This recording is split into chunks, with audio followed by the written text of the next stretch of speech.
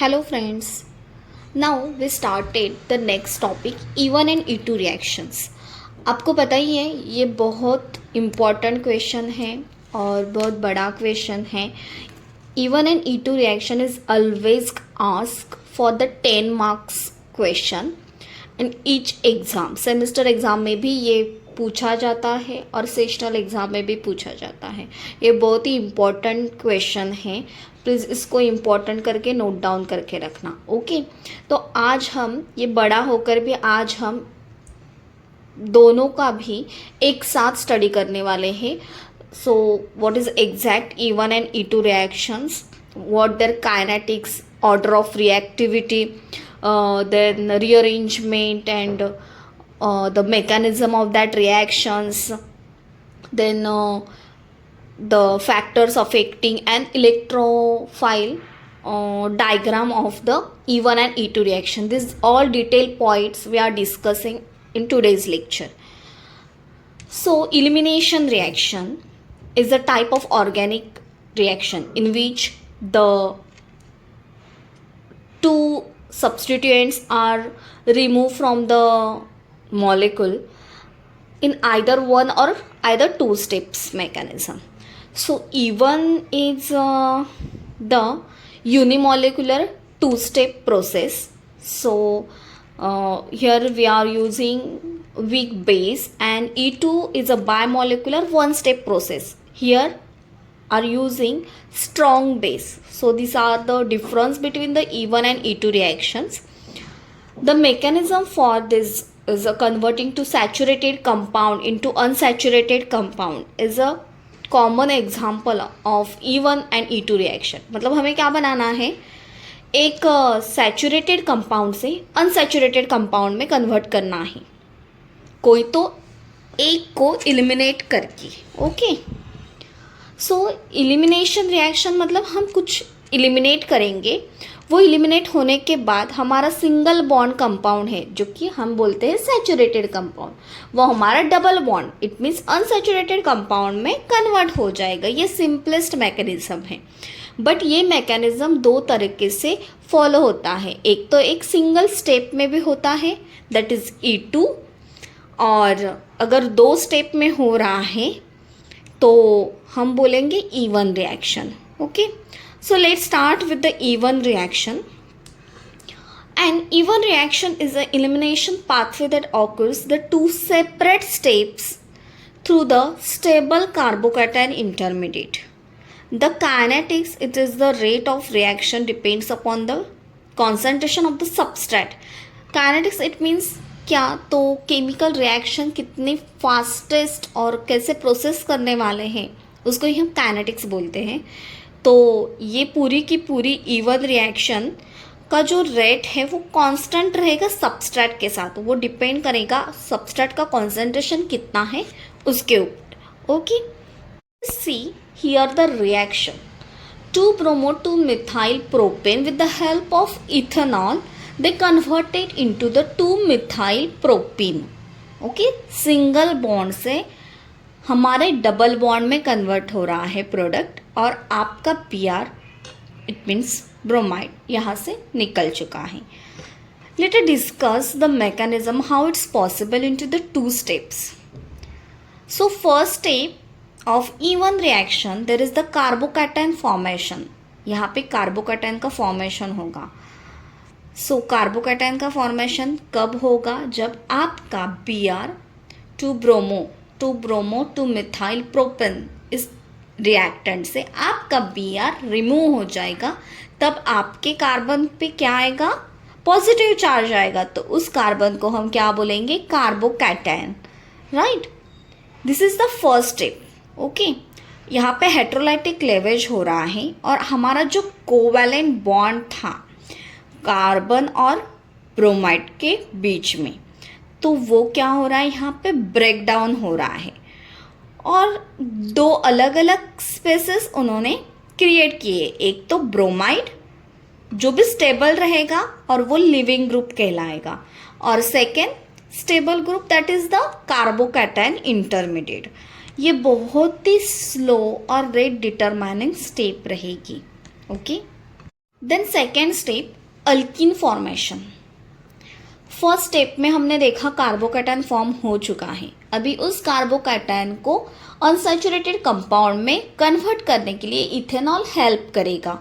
सो ethanol आपके carbon जो है, जो कार्बोकैटायन का जो बीटा कार्बन है, उस किसी एक बीटा कार्बन से एक हाइड्रोजन इथेनॉल खींच लेगा और आपका CH2 फॉर्म होगा, जो डबल बॉन्ड आपके अल्फा और बीटा कार्बन के बीच में फॉर्म करेगा और आपका टर्ट ब्यूटिल कार्बोकैटायन इंटरमीडिएट से 2 मिथाइल प्रोपिन बनेगा।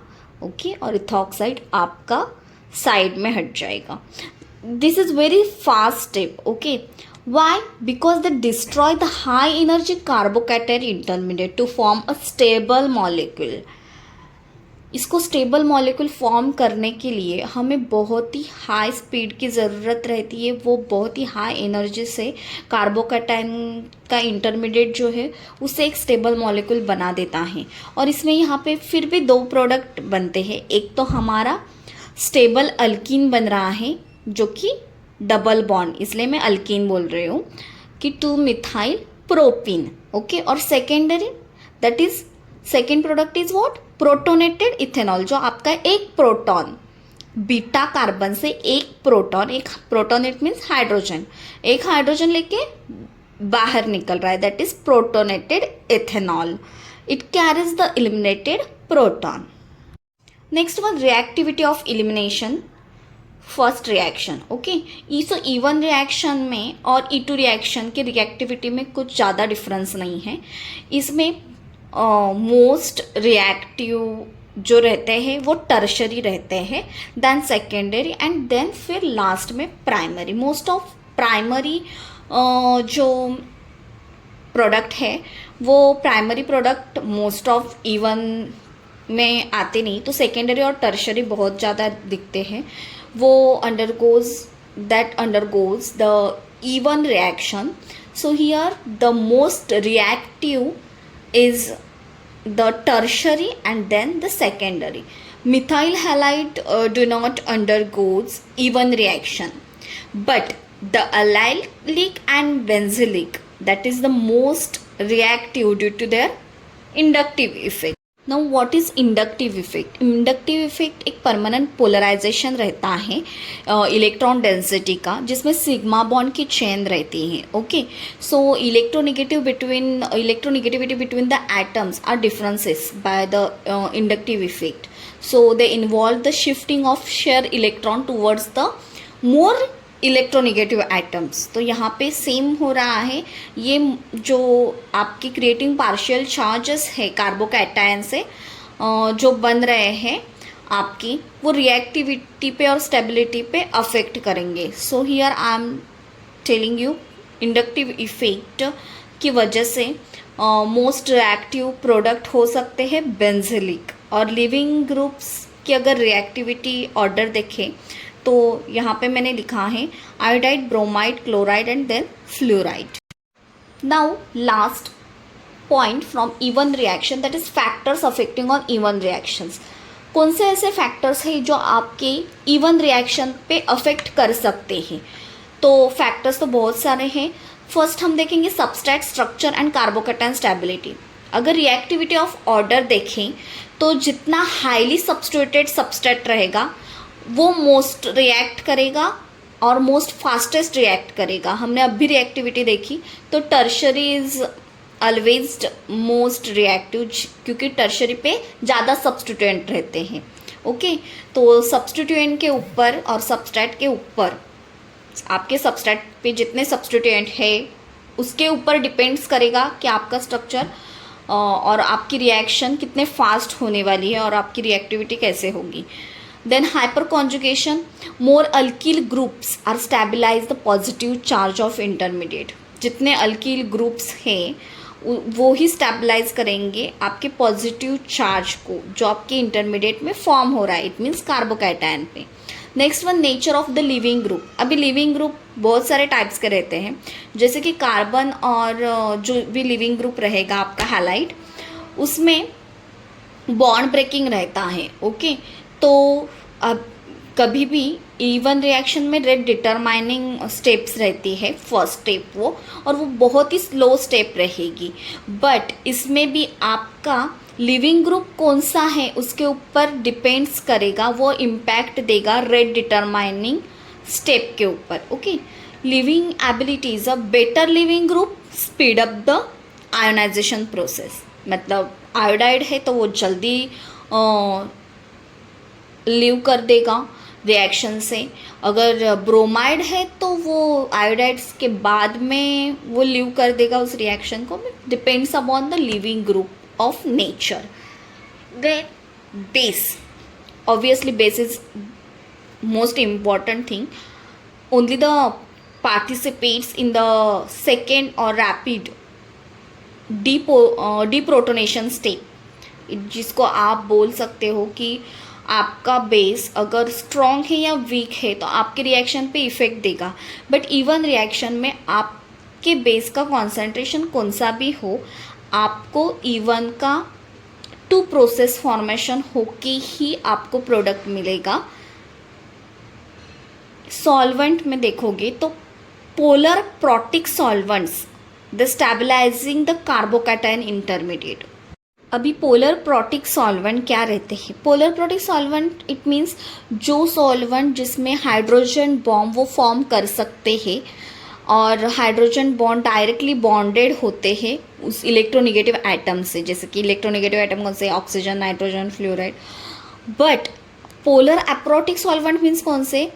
तो जिसमें लैक ऑफ हाइड्रोजन रहते हैं, वो की फॉर्म नहीं कर सकते हाइड्रोजन बॉन्ड, जैसे कि हाइड्रोक्साइल ग्रुप रह गया। मतलब डिफिशियंसी रहेगी जिस सॉल्वेंट में हाइड्रोजन की, जो कि हाइड्रोजन बॉन्ड किसी से फॉर्म नहीं कर पाओगे, वो रहेंगे polar aprotic.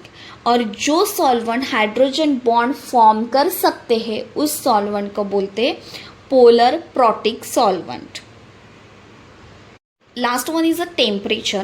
Temperature, obviously higher temperature increase the yield of the even reaction product. अगर हमने रिएक्शन का टेम्परेचर ही डिक्रीज कर दिया या लो कर दिया तो हमारी यील्ड के ऊपर, मतलब प्रोडक्ट के यील्ड के ऊपर डिफरेंस आ सकता है। Overall this is even reaction. Now same things we have to study into the E2 reaction: kinetics, then reactivity, then mechanism, then reaction, their factors, and last one electroprofile diagram.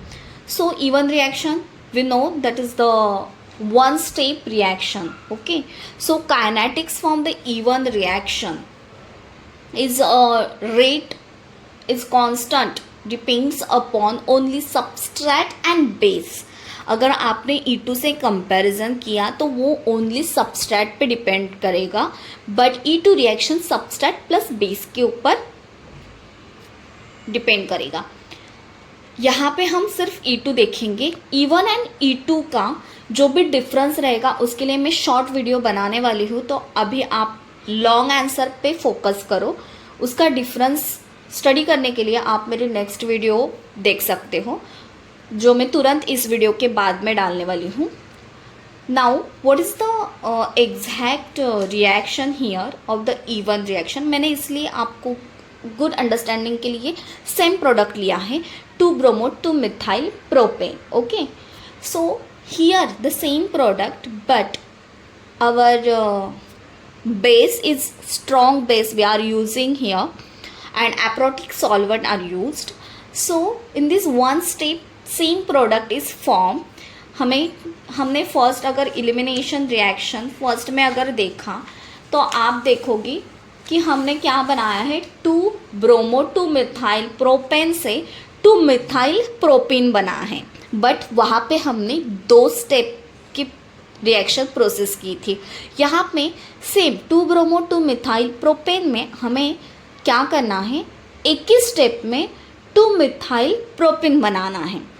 First even में carbocation form हो रहा था, यहाँ पे हमारा carbocation form नहीं होगा because simultaneously आपका बॉन्ड फॉर्मिंग और बॉन्ड ब्रेकिंग स्टार्ट होगा। Okay, let us see the mechanism. 2-bromo to methyl propane R goes into the transition state, the reaction will start. After going to the transition state and reaction will be the started, at the simultaneously ethanol is attacked on the beta carbon hydrogen atom, and here the bromide is your leaving group is a leave by the breaking of the carbon and bromide bond. Okay, मतलब आपका जो ethanol था वो आपके beta carbon को carbon के hydrogen को लेकर रिमूव हो रहा है. एट द साइमल्टेनियसली आपका जो ब्रोमाइड बेटर लिविंग ग्रुप है वो उस खुद के बीच में और कार्बन के बीच में जो बॉन्ड है वो ब्रेक डाउन कर रहा है. मतलब दोनों प्रोसेस एक ही स्टेट में साइमल्टेनियसली हो रही है, तो इसलिए हम उसको ट्रांजिशन स्टेट कहेंगे. On after our reactant goes into the transition state, both processes are happening simultaneously and we will give a product that is alkene, and your ethanol is separated and bromide is also separated from the parent reactant. If we consider about the reactivity of E2 reaction, the reactivity of E1 and E2 is the same because the same factors is affect on the E2 reactions also. Now we are considering the point of factors affecting on E2 reaction. Here both factors are explaining with the help of difference between of E1 and E2 factors. Okay, so let us consider one by one. Substrate structure, अगर आपने stability देखी तो substrate structure में E1 में carbocation की stability दिखती है और E2 में अल्कीन की. अगर बेस देखा जाए तो आपका बेस की स्ट्रेंथ जो है वो कोई भी स्ट्रेंथ हो, कोई भी उसका कॉन्सेंट्रेशन हो, वो कुछ अफेक्ट नहीं करेगा, अनअफेक्टेड रहेगा E1 रिएक्शन में. बट हमें E2 रिएक्शन में बेस का स्ट्रेंथ स्ट्रॉन्ग ही चाहिए. मतलब concentrated strong base we required into the E2 reactions for following the proceed reaction. The leaving group, first E1, there is the two step. First one is a rate determining step. So obviously living group is rate determining step into the E1 reaction. But E2 reaction में क्या कर रहा है, वो same transition state में ही आपके bond को break कर रहा है simultaneously. Choice of the solvent, polar protic solvent जो हाइड्रोजन बॉन्ड फॉर्म कर सकते हैं वो हो गया आपके प्रोटिक सॉल्वेंट. वो पोलर प्रोटिक सॉल्वेंट आपके E1 रिएक्शन में रहेंगे और पोलर एप्रोटिक सॉल्वेंट आपके E2 रिएक्शन में रहेंगे. ये जो और टेम्परेचर भी है इसमें जो कि अफेक्ट करेगा आपके रिएक्शन पे, high temperature high yield. So this all are the factors which is affect on E1 and E2 reaction. Last point is energy profile diagram. बहुत सारे लोग ये इलेक्ट्रो प्रोफाइल डायग्राम स्किप करते हैं बट वो एक गुड इम्प्रेशन देता है आपके आंसर को. इसमें क्या करना है, जैसे ही आपको रिएक्शन प्रोसेस दिखानी है सिर्फ with the help of diagrammatic form. So energy एक तरफ रहेगी, एक तरफ आपकी रिएक्शन प्रोसेस रहेगी. आपने अगर डायग्राम में देखा तो मैंने दो डायग्राम एक साथ लिखे हैं. First is your E1 reaction जो दो स्टेट में होती है, इसलिए यहाँ पे है E1 रिएक्शन में transition state 1 and transition state 2. अगर रिएक्टेंट टू द प्रोडक्ट जाना है तो E1 रिएक्शन में इलेक्ट्रो प्रोफाइल डायग्राम में आपको क्या एनर्जी प्रोफाइल डायग्राम में आपको क्या दिखाना है, दो ट्रांजिशन स्टेट दिखाए और दो ट्रांजिशन स्टेट के बीच में आपका इंटरमीडिएट फॉर्म हो रहा है. और यहाँ पे E2 रिएक्शन में reactant to product only one transition state is there because the bond breaking and forming is the same simultaneously. Both bond are break and form our alkene product. Thank you.